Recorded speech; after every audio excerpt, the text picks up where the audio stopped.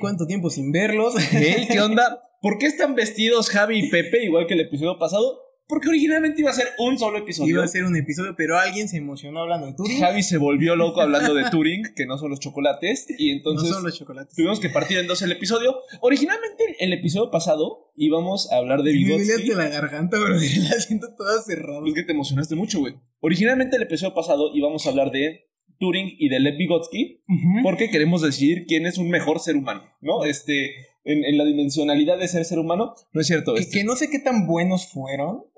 Sí, no, los seres humanos, sus aportes a la humanidad. Los seres humanos no tienen un valor, eso no existe. No es como que tú pierdas o ganes valor, pero queremos ver de sus aportes cuál es más interesante y cuál aportó más a la psicología contemporánea. Sí. Entonces, pues este va a ser una continuación del episodio pasado. Solamente transcurrieron algunos minutos. Recibimos otra invitada. Así es, tenemos público. Está por ahí, público. Estamos cada vez más cerca de que esto sea el calabozo. Ya contaste ese chiste. Ya lo habíamos dicho, ¿no? Que nos vamos a convertir en el calabozo y vamos a tener aquí gente que queremos hacer enojar. Pero bueno, no ha pasado nada de los últimos 5 minutos para acá, así que nada más que comentar. Pedimos pan de muerto.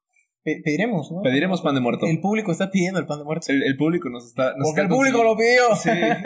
Pero bueno, ¿iniciamos? Ahora sí. Corre la furcio.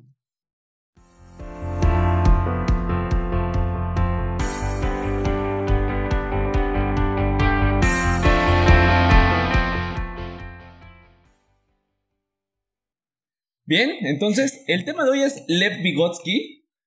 A Pepe le gusta decirle Lev Vygotsky. No entiendo por qué. Me parece, no de verdad me parece uno de los seres humanos más brillantes y encantadores de la historia, de lo poco que sabemos de él. Porque por la KGB, ¿no? y otros cuates que se metieron ahí, nos ha llegado muy poca información de Lev Vygotsky. Okay. ¿Quién diablos fue Lev Vygotsky? Que solamente tuvo 38 años de vida y en 38 años de vida transformó el mundo que estamos caminando. Me atrevo a decirlo así. Sí. Lev Vygotsky, Lev Semenovsky, creo que es su nombre del medio. Creo que no lo dije. Turing falleció en el 54. 42 años. Del incidente de cianuro.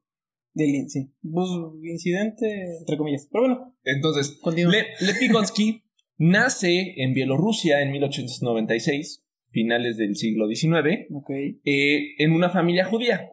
Su familia, aunque no era muy practicante, sí le heredó la tradición judía y a Lev Vygotsky le interesaba bastante la tradición judía. ¿Por qué importante el judaísmo en su vida? El judaísmo en ese momento en Rusia estaba siendo sumamente perseguido. Había este tipo de ataques, no recuerdo la palabra exacta en ruso, pero era este tipo de ataques hacia las familias rusas, donde literalmente llegaba gente a saquear, golpear, quemar, violar, y el gobierno zarista en ese momento, el gobierno del zar, no hacía absolutamente nada por perseguirlo. No lo organizaba, pero no lo castigaba. Entonces, ser judío a finales de ese siglo en Rusia era un riesgo importante. Bueno, en Bielorrusia, que era parte de Rusia. Lev Vygotsky empieza a estudiar. ¿Por qué tanto odian los judíos? La verdad es que no sé por qué tanto odio en ese momento en Rusia. Y después en Alemania. En Alemania y en un montón. Guerra mundial. Creo que es por la diferencia de creencia. El cristianismo ha ganado todas las batallas. Louis C.K., que está cancelado, justificadamente está cancelado Louis C.K. Sí me comentaste. Pero tiene un beat que es buenísimo, que es claramente vivimos en un mundo que ganaron los cristianos. ¿Qué año es, no? Y estamos hablando 2021, ¿de qué? De que nació alguien, güey. O sea, los cristianos, la victoria de los cristianos, dice Louis C.K., es tan contundente que lograron que los años que pasaron antes de que naciera Jesucristo dijeran que son menos, güey. O sea, es como, ¿te acuerdas lo que pasó en el -3 o en el -4? Entonces, claramente vivimos en un mundo donde los cristianos ganaron, ¿no? Y creo que de ahí la parte de la intolerancia. Pero bueno, entonces vivió perseguido. Los judíos en ese momento estaban en un escenario de alta persecución. En Bielorrusia, ¿verdad? En Bielorrusia. Okay. Lev Vygotsky no iba a una escuela común, sino que empezó con un tutor. Fue educado en casa al principio. Y después, ya hacia la educación media, lo que sería para nosotros secundaria, ya empezó a ir a la escuela. Okay. Lev Vygotsky leía de todo, güey. Leía Hegel, le mamaba Hegel, ¿no? Leía un montón de filosofía. Él se gradúa... ¿Y sí le entendía? Pues quiero pensar yo que sí, sobre todo por todo lo que desarrolló después, que hacia allá vamos. Él se gradúa con el título de Medalla de Oro de Rusia, que es como ser un chingonazo en la escuela media, en secundaria prepa, ¿no? Era realmente un chingón. Como su honoris causa, como el cum laude. El summa cum laude, ¿no? Era su summa cum laude. Okay. Entonces, este cabrón, Lev Vygotsky, ya con qué confianza lo digo, güey, quiere estudiar en la Universidad de Moscú. Uh-huh. La Universidad de Moscú tenía la regla de que solamente el 3% de su matrícula podía ser judíos. Y originalmente eran los judíos de mejores calificaciones. Entonces Lev Vygotsky llevaba todas las de ganar. Era la medalla de oro. No había forma de que no fuera él. Okay. Sin embargo, cambia en ese momento la regulación y ya no es por méritos, sino que se rifan las plazas de los judíos. Entonces, pues va este güey diciendo, ok, chance y no lo logro. Pero afortunadamente se queda en la Universidad de Moscú y él se registra para estudiar medicina. Estudia medicina, no acaba ni el primer semestre y se regresa a humanidades a estudiar derecho. ¿No? Como el neuropsicólogo Armando, a quien tuvimos aquí, que igual duró 2 días en medicina, lo mismo le pasó a Lev Vygotsky, y se regresa a estudiar derecho. Y empieza a estudiar derecho en la Universidad de Moscú, pero como que no le satisfacía mucho. Y había otra universidad que era privada, que era la universidad, si no recuerdo mal, era... Si no recuerdo mal. si no recuerdo, don 1912, ¿no? Que estuvo ahí. No, era como por 1913. No me acuerdo el nombre, Sayanavsky, creo que era el nombre de la universidad. Yo estoy de oyente. Sayanavsky, okay. creo que era la universidad. Y entonces llega Lev Vygotsky ahí y se registra para estudiar tanto filosofía como historia, con derecho también en la Universidad de Moscú. Entonces, este cabrón dice, déjame parto mi día para ser sumamente productivo, ¿no? Sí. Ustedes mecos que no pueden ni con una carrera, yo voy con 3 al mismo tiempo. Uh-huh. Y entonces empieza a estudiar simultáneamente. Tenía mente de tiburón. Sí, mente de tiburón. A ver, güey, si te quedas dormido estás perdiendo dinero, ¿no? Este güey literalmente, con todo lo que estaba pasando y atravesando en ese momento de la Revolución Rusa o de los momentos previos a la Revolución Rusa, donde ya había una tensión política muy importante en la segunda década del siglo XX en Rusia. Con todo eso, este cabrón decide matricularse en 3 carreras simultáneamente y se pone a estudiarlas. Es curioso porque Lev Vygotsky, hasta los 28 años, empieza a hablar de psicología. Y muere en los 38, güey. Es decir, tuvimos solamente 10 años productivos de Lev Vygotsky en psicología y fue suficiente para transformar el mundo. Lev Vygotsky, más o menos en la tercera década, 1923, 24 creo que es, se celebra el segundo Congreso de Leningrado de Neuropsicología. Okay. Bueno, de neurociencias.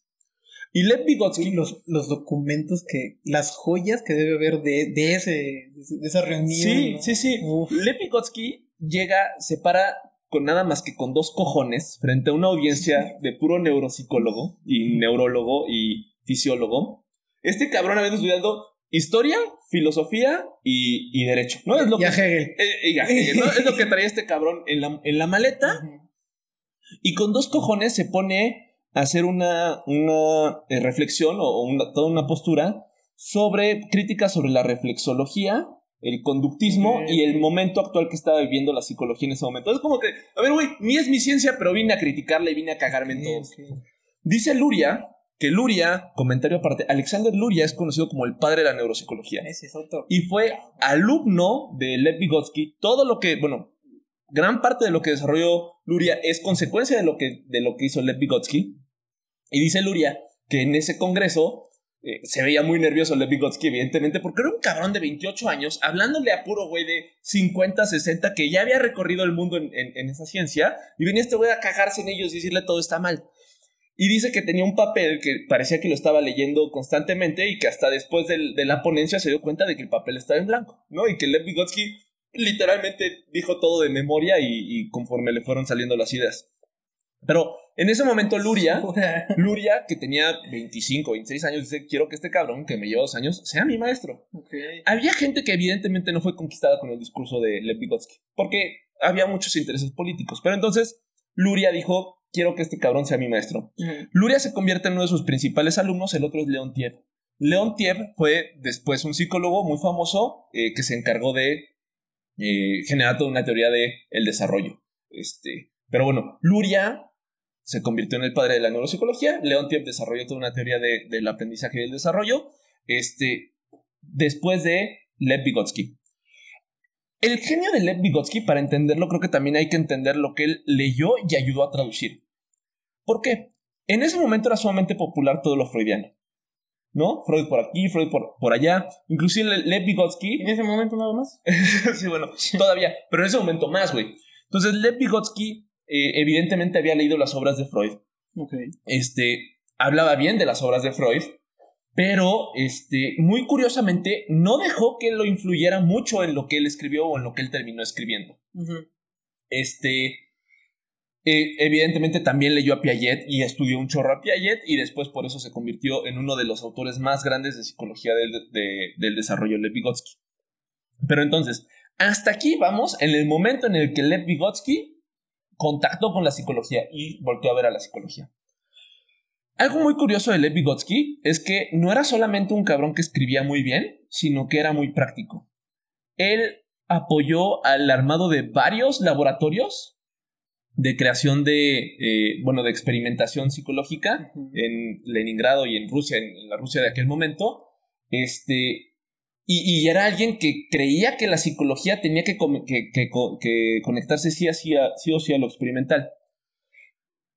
Una de las tantas obras que escribió Lev Vygotsky en la década de los 20, sin embargo, que a nosotros nos llegó hasta 1982, hoy te explico por qué. Justamente se llama Crisis, bueno, es conocida popularmente como Crisis, el título completo es como Estudio Contemporáneo de Crisis en Psicología, algo así. Y Lev Vygotsky ahí lo que dice es, a ver, tenemos por un lado toda la corriente psicoanalítica, tenemos por otro lado todo lo que es el conductismo. Creo yo que estas diferencias son irreconciliables. Hablar de una sola psicología es faltarle el respeto a ambas. Pareciera que una es más pegada a la filosofía y pareciera que otra es una ciencia experimental. Y si intentamos mudar los preceptos del psicoanálisis a lo experimental, vamos a fallar. Y si intentamos que lo experimental sea tratado solamente como filosofía, vamos a fallar. ¿En qué año fue esto? Esto fue en la década de los 20, güey.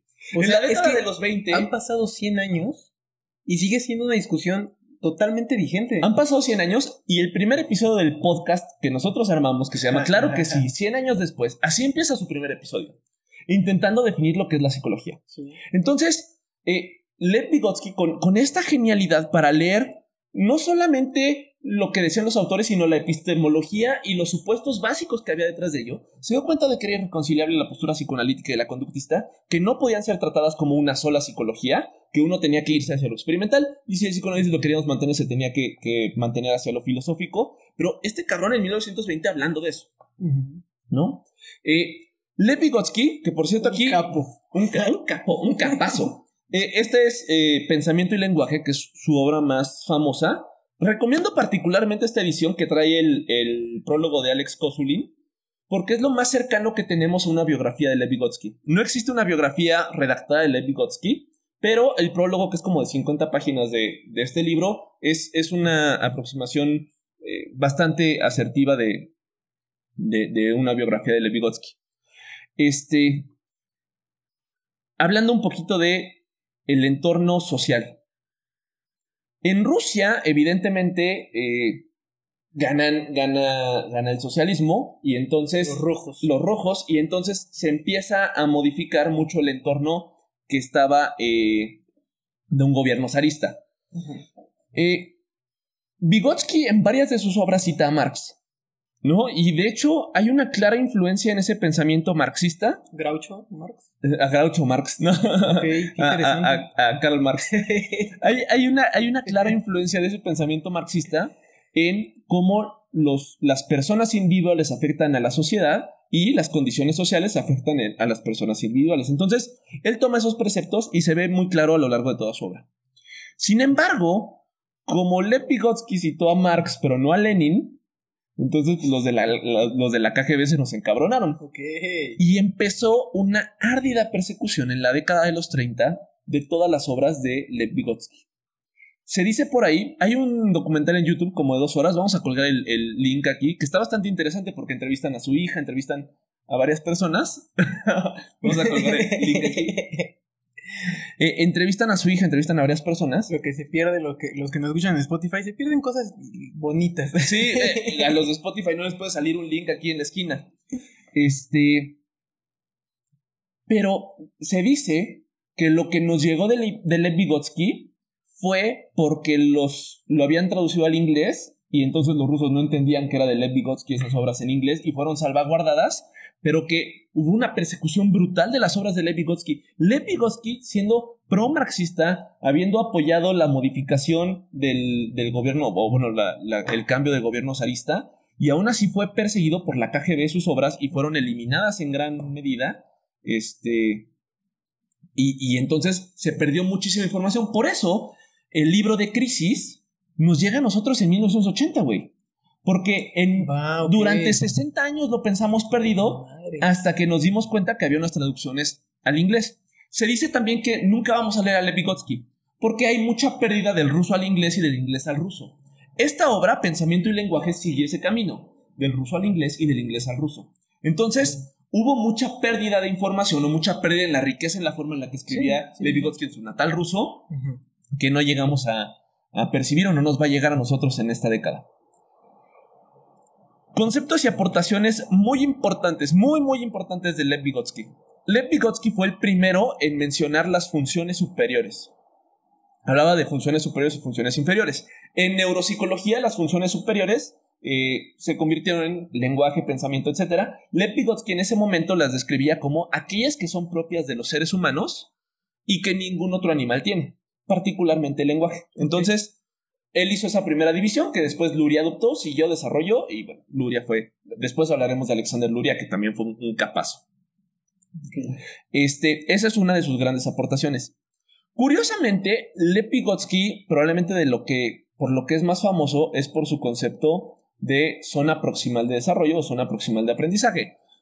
En la carrera de psicología muy probablemente lo van a ver en la materia de psicología del desarrollo o en pedagogía, pero regularmente se ve como un apóstrofe de Piaget, ¿no? Como de, a ver, Piaget nos generó estos 4 estadios, ¿no? De desarrollo. Y Lev Vygotsky decía de la zona proximal de desarrollo. Que creo yo que le falta mucho el respeto a la profundidad y a la riqueza de los postulados de Lev Vygotsky. Explicamos la zona proximal de desarrollo. Lev Vygotsky decía que... Expliquemos, Pepe procederá a explicar la zona proximal de desarrollo. Lev Vygotsky describe que para que un ser humano pueda aprender algo, necesita que ese algo esté en su zona proximal de desarrollo. ¿Como unos prerequisitos? Como unos prerequisitos. Es decir, si tú intentaras enseñarle a hablar a una persona que nunca ha tenido contacto con el lenguaje, va a ser difícil. Si tú intentaras inclusive explicarle utilizando el lenguaje algo a esa persona, va a ser difícil que lo pueda aprender. La zona proximal de desarrollo se refiere a todos esos conocimientos, capacidades o inclusive aprendizaje motriz que tú estás próximo a aprender. Si tú intentas enseñarle a una persona de 3 años a darse un clavado posición en B 2 vueltas hacia adelante desde la plataforma de 10 metros, seguramente no le va a salir, ni a mí, pero... Como que yo ahorita me quiero aventar a hacer una red convolucional, no tengo ni idea ni por dónde se empieza, pero lo que sí tengo próximo en mi aprendizaje es aprender a programar. Exactamente. Programación básica probablemente sí está en tu zona proximal de desarrollo. Probablemente sí estás en un estado disposicional que puede tener ese aprendizaje. ¿No? Y otro concepto que mete aquí es... Como dice cualquier abuela, ¿no? Antes de correr, empieza a caminar. Exactamente. Estilo, ¿no? Es la esencia. Exactamente, que si lo viéramos muy conductista... Siempre quiero sacar refranes y ni me lo sé. Oye, los refranes ni son ciertos, ¿no? Muchas veces... Eso es lo que dices, ¿no? A caballo regalado. Sí, árbol que nace torcido. Hijo de tigre. Déjalo correr. Sí, güey, yo soy muy malo para los refranes, güey. Me pasa eso, situaciones incómodas, que alguien me bota el inicio de un refrán como para que yo lo remate Ajá. Y puta, no tengo idea de qué decir. Sí, más vale dentro que nunca, ¿no? Ese soy yo, güey. Pero bueno, Lev Vygotsky habla de la zona proximal de aprendizaje o la zona proximal de desarrollo, que es todo aquello que tú estás en posición de aprender. Y ese es uno de los conceptos. Otro concepto es el experto mayor. El experto mayor, dice Lev Vygotsky, que es esa persona que te puede mostrar la conducta a aprender o a desarrollar y que por lo tanto tú viéndolo puedes aprender y se llama aprendizaje social. Desde Lev Vygotsky le llamó desde ese momento así. Que después Bandura lo convertiría, o tomando referencia de esto, lo convertiría en el aprendizaje vicario, que es yo en lugar de operar puedo ver a alguien más generando una operación y puedo aprender de ello. Lev Vygotsky desde 1920 hablaba de este tipo de aprendizaje en la naturaleza social. ¿El modelado? ¿Qué es exactamente? Si lo vemos en términos conductistas es un modelado y un encadenamiento. La zona proximal de desarrollo es esa próxima operante que sí puedo encadenarse a mis series operativas que ya son mi repertorio ya aprendido. Exacto, a mi repertorio de respuestas aprendido. Evidentemente, él no utilizaba los términos en los momentos en los que él escribía. El conductismo era más pavloviano que otra cosa. Sin embargo, hay muchos símiles con el conductismo skinneriano una vez que tú te metes a leer a Lev Vygotsky, que parecía que iban como líneas paralelas. Pues no me extraña, también interesado él en el lenguaje, que el río fuera como tomando el mismo cauce que tomó después Skinner. Sí. Ahora, Lev Vygotsky, si vieron el episodio de Monismo contra Dualismo, sabrán que evidentemente la postura nuestra y la que defendemos de la psicología es de una psicología monista materialista, ¿no? Lev Vygotsky era dualista. Partía de si existe... No te pongas triste, porque la verdad es que era bastante objetivo al respecto. Decía, hay dualismos a dualismos. Exacto. Y decía, sí existe una realidad material, pero esta realidad material tiene representaciones mentales, y él hablaba mucho de lo mental y del lenguaje en lo mental. Ahorita hablamos de eso. Pero era de postura dualista. No, que me asuste hasta el momento. No, pero entonces, recuperando esta parte del aprendizaje social, él decía, tú viendo cómo operan los demás, puedes modificar tus operantes. Y entonces empieza a clavar en el lenguaje. De verdad, lean esta obra, es una maravilla, Pensamiento y Lenguaje, porque además sigue bastante vigente. Lev Vygotsky divide el habla en tres diferentes estadios o tres diferentes tipos de habla. El habla social, el habla egocéntrica y el habla interna o el habla privada. Lev Vygotsky ya hacia sus últimos años de vida estuvo también trabajando con muchos niños. Hubo laboratorios infantiles inclusive en los cuales trabajó, entendiendo los procesos de aprendizaje de los niños. De ahí la zona proximal, de ahí los conceptos que acabamos de explicar. Él lo que decía o lo que empezó a observar es cuando un niño, niña empieza a hablar, lo hace siempre en un entorno social. Y ese habla se va reforzando por los resultados que tiene. Si yo digo taza y de repente me acercan la taza, entonces que yo diga taza empieza a tener una función en el entorno que estoy viviendo. Sí, la consecuencia de haber verbalizado taza al acercarme al objeto que yo quería se refuerza, ¿no? Que yo repita. Es más probable que en el futuro yo repita esa palabra, ese sonido para recibirlo, eso. Así es. Y se asocia, ¿no? Y que es lo mismo que escribe Skinner. ¿Sí? ¿No? Skinner en el lenguaje parte de esta naturaleza funcional.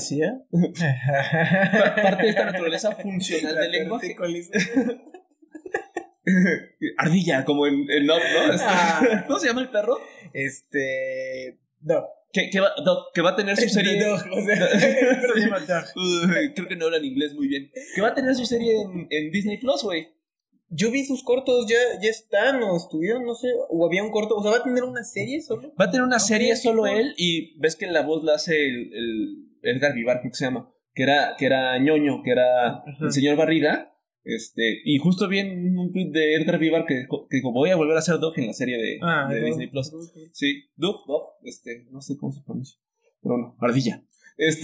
Acabo de conocerte y... Te quiero. Güey, me mama, güey. Porque aparte los perros, si tuvieran funcionalidad de lenguaje, creo que sí iría por ahí lo que diría. Y luego la fan.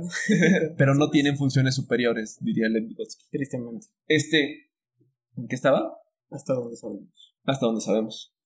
¿En qué estaba? En que empezó a trabajar con niños. Del habla. Y entonces él observó que el lenguaje y el decir palabras en los niños primero tiene una función de tener respuestas en el entorno. Después de eso, el habla se muda a el niño utilizando las palabras para regular su propia conducta. Y entonces el niño dice, que es el habla egocéntrica, voy a dibujar, y dibuja. Lo que dice Lev Vygotsky, lo que hipotetiza Lev Vygotsky es, si no hubiera sucedido esa indicación verbal, que todos escuchamos, todos estamos escuchando niño, el niño no habría podido planear el ir a dibujar. Lev Vygotsky hipotetiza que el pensamiento privado es el resultado de la evolución de un habla social. Y entonces dice, primero empieza yo hablando teniendo resultados, ¿no? Un aprendizaje social, que además veo a otros seres humanos que hablan y que tienen resultados. Entonces, por aprendizaje vicario los empiezo a imitar. Él no utilizaba la palabra vicario. Después me doy cuenta que el habla también puede tener repercusiones en mí. Puedo utilizarlo para yo regular mi misma conducta.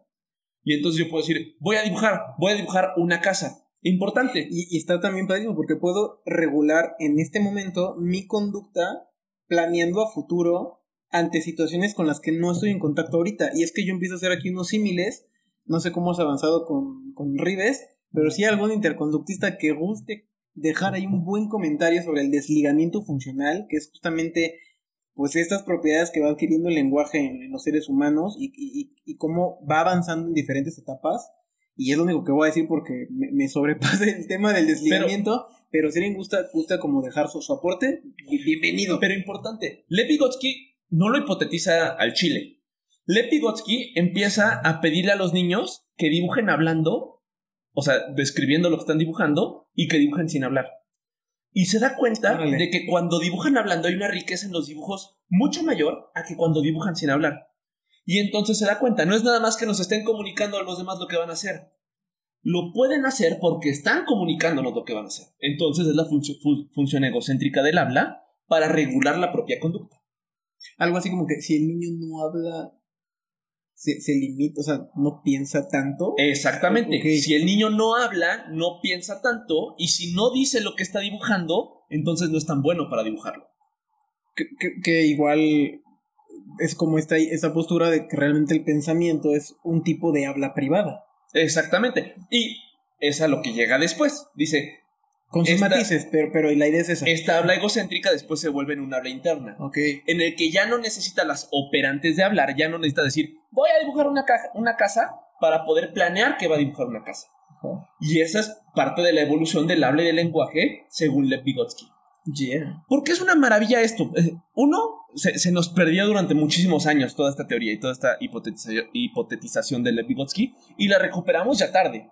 De hecho, la recuperamos porque en la década de los 50, Luria y Leontiev, sus alumnos, se dieron a la tarea de recuperarlo. Y después de décadas siguió ese esfuerzo.